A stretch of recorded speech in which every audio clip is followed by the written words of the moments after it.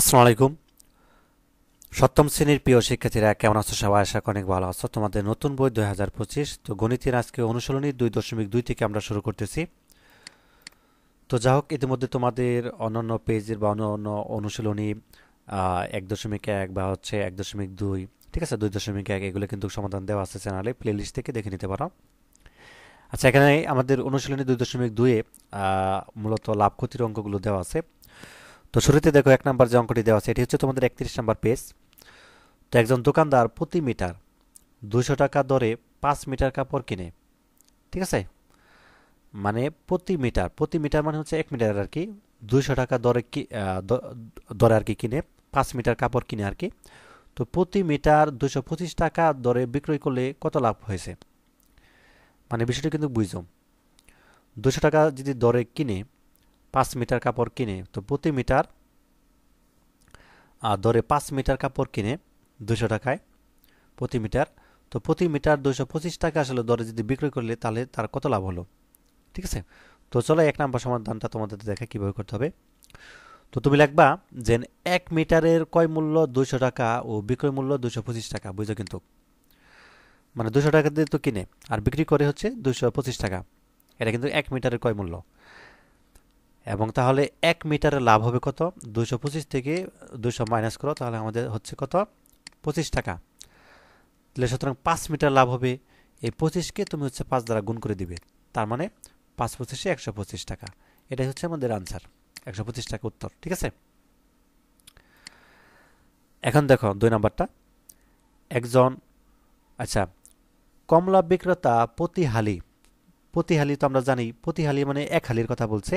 মানে 1 হালি বেচে কত? 60 টাকা দরে 5 ডজন কমলা কিনে। মানে একজন কমলা বিক্রেতা প্রতি হালি মানে 1 হালি 60 টাকা দরে 5 ডজন কমলা কিনে। তো প্রতি হালি 50 টাকা দরে বিক্রয় করলে কত ক্ষতি হয়েছে? এখানে কিন্তু আবার ক্ষতি হবে। মানে কিনছে কত করে? মানে 1 হালি কিনছে কত দিয়ে? 60 টাকা। 60 টাকা দিয়ে কিন্তু কিনছে, মানে 5 ডজন কিনছে আর কি। প্রতি হালি 60 টাকা দরে 5 ডজন কিনছে। তো ডজন তো আমরা জানি 12টায় 1 ডজন হয়, তাই না? তাহলে 5 × 60, ঠিক আছে। তো 60 টাকা কমলা কিনছে, তো প্রতি হালি মানে 1 হালি কিনছে আছি 60, অর্থাৎ 60 দিয়ে। তো 5 ডজন কিনছে সে, আহ, এবং প্রতি হালি বিক্রি করছে আবার কত? 50 টাকা। ক্ষতি হচ্ছে কত? এখানে 60 থেকে তুমি বিয়োগ দিবে 10 টাকা করে, কিন্তু প্রতি হালিতে ক্ষতি হচ্ছে। তো এখানে তার কত ক্ষতি হয়েছে এটা আমাদের বের করতে হবে। তো চলো 2 নম্বর আনসারটা দেখাই। তো আমরা জানি 1 হালি সমান 4টা, আর 1 ডজন 12টা, এটা তো আমরা আগেই জানি।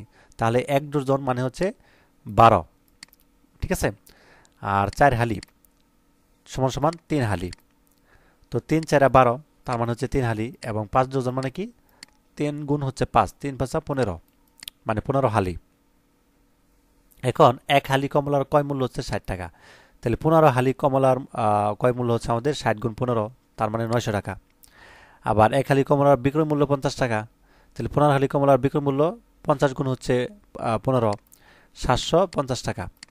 তো এখন দেখো আমরা জানি ক্রয় মূল্য থেকে বিক্রয় মূল্য কম হলে ক্ষতি হয়। তাহলে ক্ষতি হয়েছে 900 থেকে, তুমি হচ্ছে 750 টাকা বিয়োগ দিবা, তাহলে আমাদের বের হবে 150 টাকা। এটাই আমাদের উত্তর।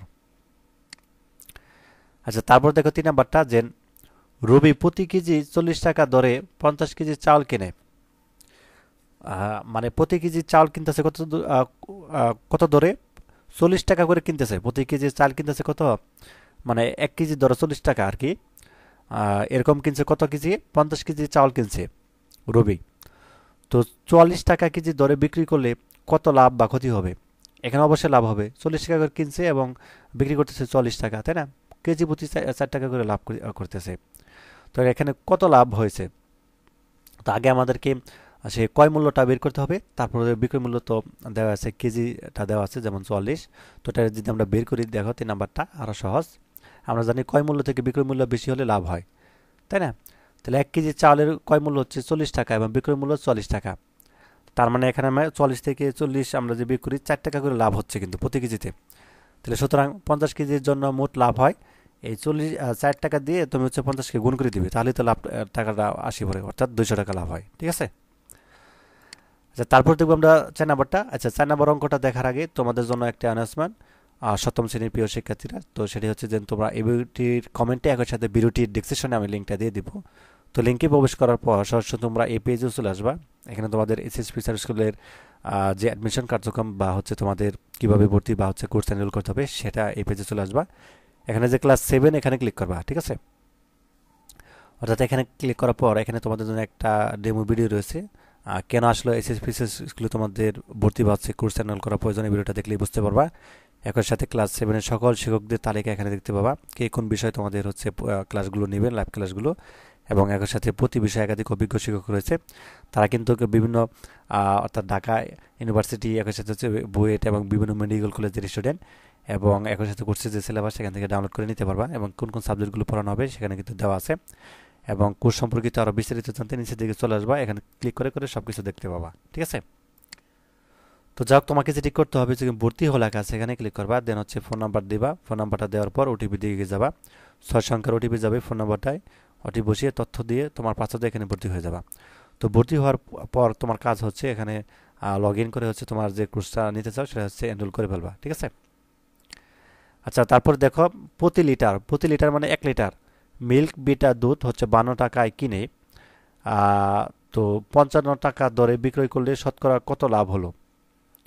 52 টাকা করে কিনতেছে এবং বিক্রি করতেছে 55 টাকা, তাই না। এখানে শতকরা মানে 100 টাকায় কত লাভ হলে সেটা বের করতে হবে। তো দেখো, এখানে প্রতি লিটার মিল্ক বিট দুধের ক্রয় মূল্য হচ্ছে 52 টাকা, বিক্রয় মূল্য 55 টাকা, তাহলে লাভ হয় এখানে 55 থেকে তুমি হচ্ছে বিক দিবা 52, তার মানে 3 টাকা লাভ হচ্ছে, প্রতি লিটার লাভ হচ্ছে। তাহলে ক্রয় মূল্য 52 টাকার জন্য লাভ হয় 3 টাকা, ক্রয় মূল্য 1 টাকার জন্য লাভ হয় 3 ভাগের 52 টাকা, ক্রয় মূল্য 100 টাকার জন্য লাভ হয় 3 ভাগের 52 গুণ হচ্ছে আমাদের 100 টাকা, সমান সমান এখানে থাকে হচ্ছে 75 বাই হচ্ছে 13 টাকা আর কি। তো অতএব লাভ হয় 75 ভাগের 13%, ঠিক আছে। আচ্ছা, তারপর দেখি আমাদের 5 নাম্বারটা। তো 5 নাম্বার এখানে আমাদেরকে বলছে প্রতিটি চকলেট 8 টাকা হিসাবে ক্রয় করে 8.50 পয়সা আর কি টাকা হিসাবে বিক্রয় করে 25 টাকা লাভ হলো। তো মোট কয়টি চকলেট ক্রয় করা হয়েছিল, ঠিক আছে। প্রতিটি চকলেট মানে একটা চকলেট 8 টাকা করে কিনতেছে এবং বিক্রি করতেছে 8.50, তার মানে 50 পয়সা করে লাভ হচ্ছে আর কি, ঠিক আছে, প্রতিটি চকলেটে। তো এখানে কয়টা বিক্রি করলে আসলে মূলত চকলেট 25 টাকা, অর্থাৎ মোট কয়টি চকলেট ক্রয় করলে আসলে করা হয়েছিল। তো এটা আমরা বের করব, মোটামুটি 50টা হবে উত্তরটা সম্ভবত। আচ্ছা, আমরা একটু দেখার চেষ্টা করি। তো হ্যাঁ, একটি চকলেট লাভ হয় 8.5, অর্থাৎ 50 পয়সা আর কি, এবং মাইনাস হচ্ছে কি আর, তাহলে আমরা আমাদের লাভ হচ্ছে কত, 0.50 পয়সা। তাহলে 0.50 টাকা লাভ হয় একটি চকলেট, 0.1 টাকায় লাভ হয় 1 বাই হচ্ছে 0.50 চকলেট, তাহলে 25 টাকা লাভ হয় কত, 1 গুণ 25 বাই হচ্ছে আমাদের 50টি চকলেট, তাহলে এখানে আমাদের কত আসে 50টি চকলেট। তাহলে মোট চকলেট ক্রয় করা হয়েছিল 50টি, ঠিক আছে। 50টি ক্রয় করলেই তো আমাদের 25 টাকা লাভ হচ্ছে। তো এই ছিল আজকের মতো প্রথম পর্ব, এবং দ্বিতীয় পর্ব হচ্ছে আমরা 6 থেকে শুরু করব। তো ধন্যবাদ সবাইকে এই ভিডিও দেখার জন্য। আল্লাহ হাফেজ।